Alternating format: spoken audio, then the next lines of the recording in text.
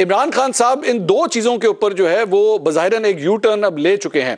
अब इस सारी चीज के बाद आखिर 26 तारीख को जो कुछ भी वो करने जा रहे हैं, वो उनका प्राइम फोकस अब क्या होगा? क्या वो इलेक्शन के लिए सिर्फ जा रहे हैं या ये जो अहम तैनाती हो रही है उसके लिए जा रहे हैं? देखिए मंसूर, जहां तक आपने अभी यू टर्न का सवाल उठाया तो मुझे नहीं लगता कि कोई बहुत बड़ा यू टर्न लिया है। मुझे तो ऐसा लगता है कि जैसे उन्होंने पॉलिसी में एक एडजस्टमेंट की है और उस पॉलिसी को ज्यादा लोगों के लिए काबिल कबूल बनाया है।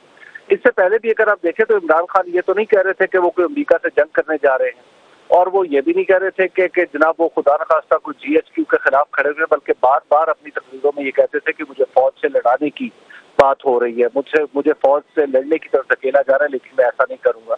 मैंने खुद भी उनसे 2-3 दफा ये सवाल पूछा तो उन्होंने मुझे यही बताया कि उनका ऐसा कोई इरादा नहीं है।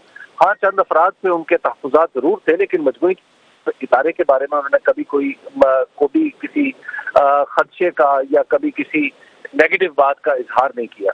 तो लिहाजा मैं नहीं समझता कि बहुत ज्यादा कोई यू टर्न है। हाँ, पॉलिसी एडजस्टमेंट जरूर नजर आ रही है। दूसरी बात यह है कि जहां तक उनका जलसा है, ये उनकी तहरीक है।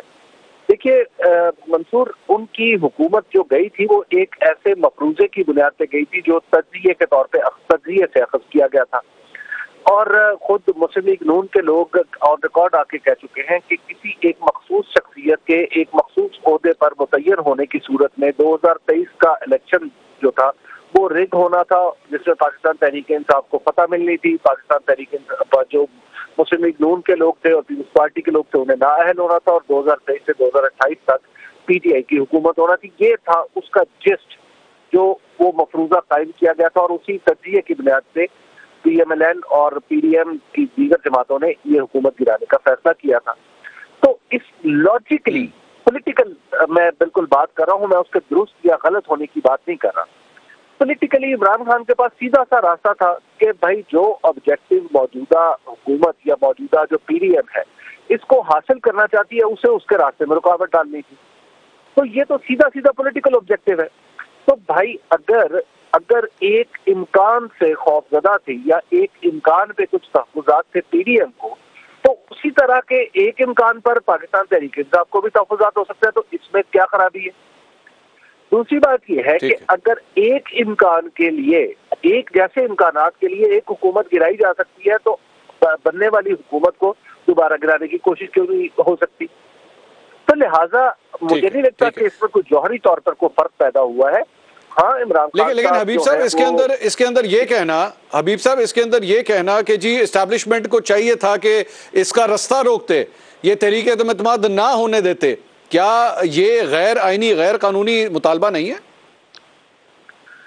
देखिए अगर पुलिस को ये कहा जाए, मैं इस पे कोई बिल्कुल मैं आपकी गुफ्तगू को एक्चुअली जो आपने गुफ्तगू की, मैं उसको सिर्फ एक उसका एंगल चेंज करके आपके सामने रखना चाहता हूँ।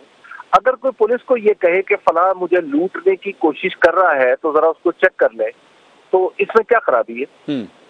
अगर किसी शख्स पे किसी को कोई ये मुआवजा बनता है हबीब साहब? क्या ये एक्चुअली मुआवजा बनता है? क्या पाकिस्तान की एस्टैब्लिशमेंट या पाकिस्तान की फौज का ये काम है कि वो किसी भी सियासी जमात के खिलाफ अगर तहरीक एतमाद आए तो उसका रास्ता रोके? ये उनका काम है। देखिए मुझे लगता है मंसूर, आप ना मुझे उस दलदली जमीन की तरफ धकेल रहे हैं जहाँ पे मैं जाके फंसना नहीं चाहता।